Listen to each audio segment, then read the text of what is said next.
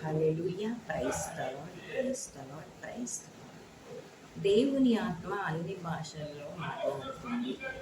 దేవుని ఆత్మ అన్ని భాషలలో మాట్లాడుతూ ఉంది. పార్థియా, మాదియా, ఏలోము, మొసొపొటమియా, యోదయ, కప్పదోకియా, పొంతు, ఆసియా, ఫిగ్రియా, ఫిలిపియా, ఐగుప్తు, లిబియా, రోము, యూదా, అరబ్బీ, క్రేతి మొదలైన వారందరూ కూడా వీరంట దేవుని కార్యములను గుర్తి చెప్పుచుంటే మనమందరము సొంత భాషల్లో వినుచున్నామే అని ఈ భ్రాంతి నొందారు అంట. ఈ భ్రాంతి పడి తప్పిప్పడిరి అని ఇదేమి చోద్యం అని ఒకరితో ఒకరు చెప్పుకొనిరి. అక్కడ దేవుని ఆత్మ దిగి వచ్చేటప్పుడు అంట పెంతెకోస్తు అపోస్తుల కార్యాలు మనం 2వ అధ్యాయం 1 నుంచి మనం చూసినట్లయితే అక్కడ దేవుని ఆత్మ అగ్ని జ్వాలల రూపంలో నాలుకల వలె విభజింపబడి అక్కడ ఉన్న ఒక్కొక్కరిపై నిలుచుట వారికి కనబడింది అంట. అప్పుడు వారందరూ పవిత్రాత్మతో నింపబడి వారందరికీ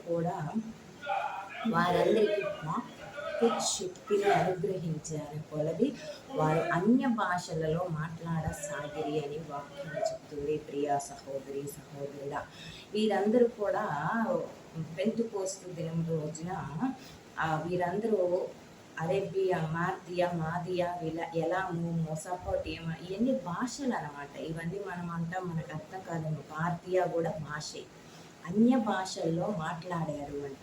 వీరందరూ అక్కడ నిలబడి ఉండగా వీరందరూ మాట్లాడుతుంటే అక్కడ వీరందరూ ఉన్నారు. మాదీయులు, ఎలోమియులు, మొసొపొటమియులు, యూదీయులు, కపోదీయులు వీళ్ళందరూ ఉంటే అక్కడ పవిత్రాత్మ దిగిన యూదులందరూ కూడా వీరి భాషలలో మాట్లాడుతున్నప్పుడు వీరందరూ ఇదేమి చోద్యము, వీరందరూ కూడా యూదులు కదా, మరి వీరందరికీ ఇన్ని భాషలు ఎలా వచ్చాయి? దేవుని ఆత్మ దిగింది అగ్ని జ్వాలల వలెనంట, నాలుకల వలె విభజింపబడి అక్కడ ఉన్న వారి ఒక్కొక్కరిపై నిలుచుట వారికి కనబడింది. కాబట్టి అప్పుడు వారందరూ పవిత్రాత్మతో నింపబడి వారందరూ కూడా వాక్శక్తిని అనుగ్రహించారు అంట. పవిత్రాత్మ నింపబడిన కొలది వారందరికీ వాక్శక్తిని అనుగ్రహించి వారందరూ కూడా అన్య భాషల్లో మాట్లాడసాగిరి. అప్పుడు ఆకాశము క్రింద నుండి ప్రతి దేశము నుండి వచ్చిన దైవభక్తులు, యూదీయులు, యెరూషలేములో నివసించు వారందరూ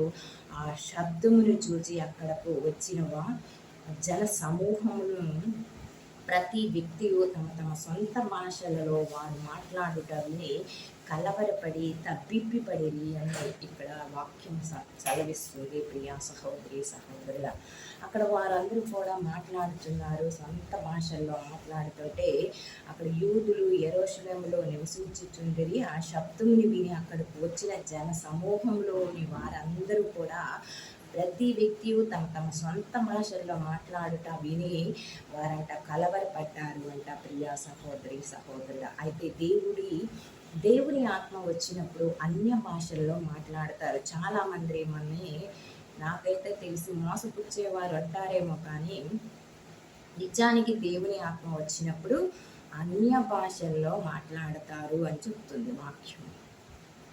అన్య భాషలు అంటే అవి మనకి తెలియని భాషలు కూడా మనం చూస్తాం. కొంతమంది చేస్తూ ఉంటే మనం ఆ భాషలు అర్థమేమిటో మనకి తెలియదు, కానీ వారు చేస్తారు. అప్పుడు పవిత్రాత్మ వారిపై వచ్చిందని మనం తెలుసుకుంటాము. అన్య భాషలు దేవుని ఆత్మ వస్తే మనకి తెలియని భాషలను కూడా మనకు నేర్పిస్తుంది అని వాక్యం సెలవిస్తుంది.